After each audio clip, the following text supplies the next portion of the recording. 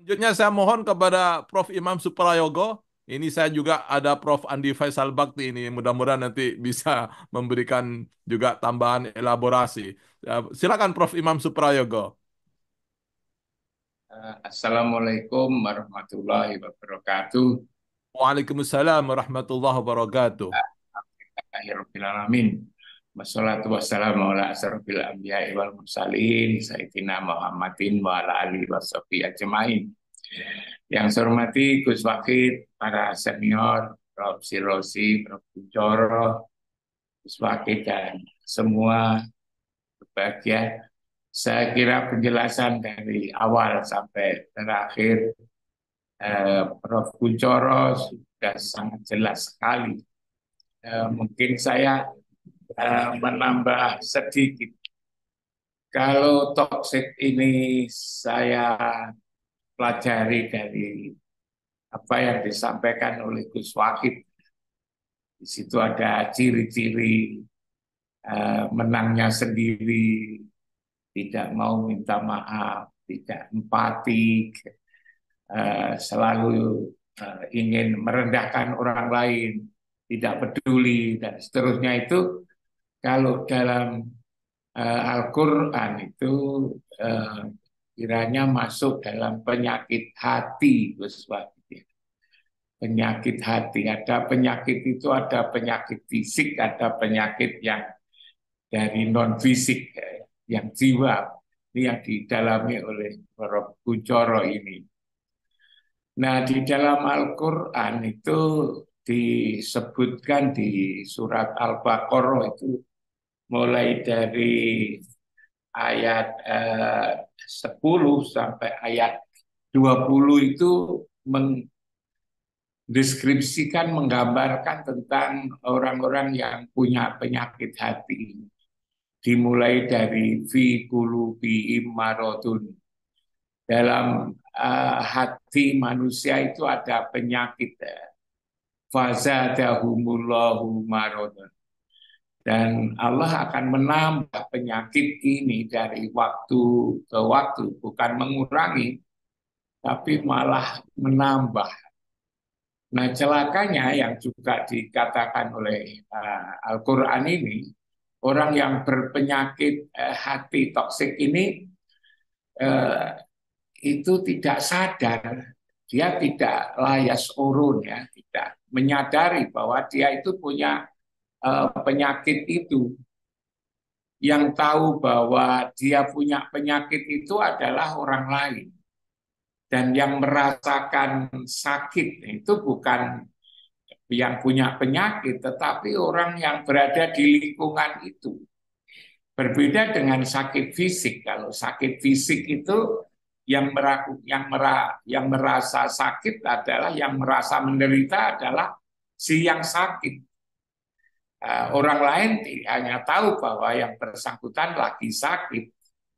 Tapi kalau penyakit ini penyakit yang dalam hati ini, yang menderita sakit itu malah tidak merasa, tidak tahu bahwa dirinya itu sakit. Kalau diomongi bahwa kamu sakit, mereka bantah. Bukan, saya ini sehat begitu. Tapi penyakitnya itu dirasakan akibatnya itu oleh orang lain, orang-orang yang berada di lingkungan orang yang punya penyakit ini lalu jadi menderita, jadi gelisah, baik itu misalnya di kantor, di kampus, di perusahaan, di mana-mana kalau ada orang yang punya penyakit seperti ini, yang lain akan menderita, apalagi pimpinan kalau anak buahnya punya penyakit seperti ini akan mengalami kesusahan yang luar biasa. Karena itu memang betul dikatakan bahwa penyakit ini sangat membahayakan. Hanya sayangnya seperti yang disampaikan oleh Prof. Sirozi itu, orang yang berpenyakit itu sebetulnya di mana-mana, ya, di lingkungan petani, pedagang, orang kantoran, orang di perusahaan, bahkan juga dosen, mungkin juga ulama. Ulama juga punya penyakit seperti ini. Itu bisa dilihat dari sisi bagaimana mereka ngomong, bagaimana mereka berperilaku, dan juga yang lain-lain. Lalu kalau ditanya sumbernya itu sebetulnya dari mana penyakit ini? Sebenarnya adalah given kalau kita mengikuti hadis Nabi itu dan juga Quran itu, karena memang manusia itu dari jasmani dan rohani. Yang jasmani itu disebut-sebut di berbagai macam keterangan di hadis Nabi itu adalah jasmani kita itu berasal dari angin, disebutkan dari air, dari tanah, dari api, yang itu punya sifat-sifat sebagaimana, karena manusia itu berasal dari 4 anasir ini, ialah angin, air, tanah, dan api, juga punya sifat-sifat seperti itu. Misalnya angin punya sifat pantang kelintasan, tidak mau ada orang sukses. Kalau ada orang sukses, orang lebih pintar, orang lebih kaya, lalu sakit. Nah itu karena angin, dan ini dimiliki oleh semua orang yang punya tubuh ini. Lalu dari air itu pantang kerendahan, tidak mau direndahkan, dianggap rendah, dianggap sepele, itu tidak mau.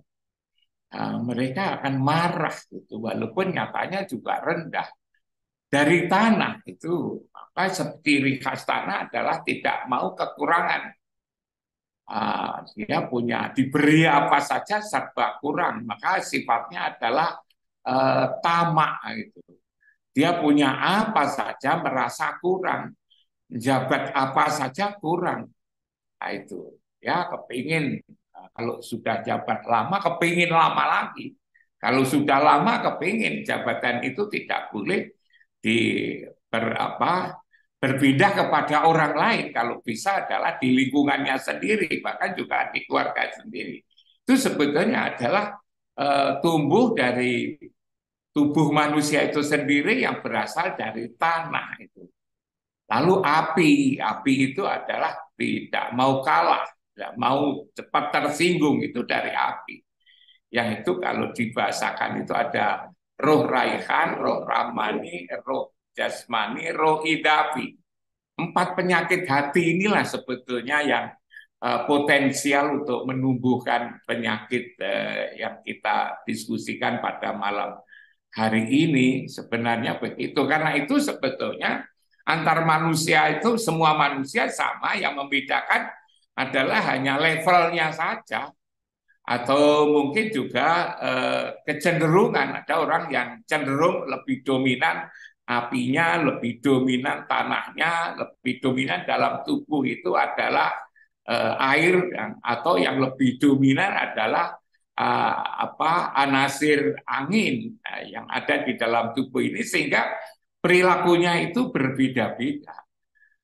Bahkan kalau 4 penyakit ini, hati ini tidak dirawat, maka akan melahirkan berbagai penyakit berikutnya, yang kalau di berbagai buku atau pelajaran yang saya pelajari itu ada 17 jenis penyakit. Maka sangat berat sekali, dan itu tidak mungkin manusia itu bisa menyembuhkan, termasuk juga dirinya sendiri, apalagi orang lain. Orang lain itu menyembuhkan dirinya sendiri karena penyakit itu kan tidak bisa. Nah, itu. Maka ya bisa saja ada orang menolong, paling-paling hanya musyawarah aja gitu. Musyawarah itu kalau di ilmu jiwa, Prof. Kunchoro barangkali punya. Tapi kalau menghilangkan, nah apa bisa, apa perlu dihilangkan? Karena manusia itu adalah sifat-sifat ini bersumber dari manusia itu sendiri, maka tidak akan mungkin bisa dihilangkan. Lalu diapakan? Adalah diarahkan. Kalau manusia itu punya sifat pantang kelintasan, pantang kerendahan, pantang kekurangan, lalu pantang kalah, itu dipelihara lalu diarahkan. Diarahkan. Sebab kalau tidak punya nafsu yang berjenis seperti ini, jenis seperti ini, manusia juga lalu menjadi mandek. Karena itu lalu harus dipimpin itu.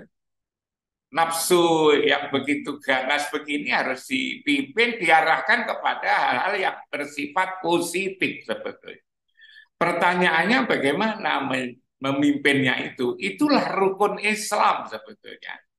Rukun Islam yang 5 itu mulai dari syahadat, lalu sholat, lalu zakat, lalu puasa, lalu haji yang seperti sekarang ini sebetulnya adalah piranti untuk bagaimana menjadi toksit ini berkurang gitu atau terarahkan.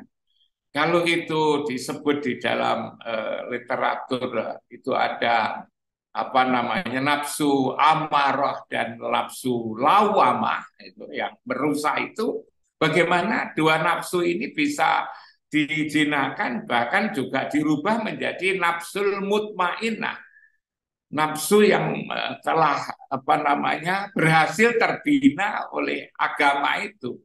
Maka dari itu si apa namanya Rasulullah itu diutus di muka bumi itu kan secara populer dikatakan innama buistu li utamima makarimal akhlak.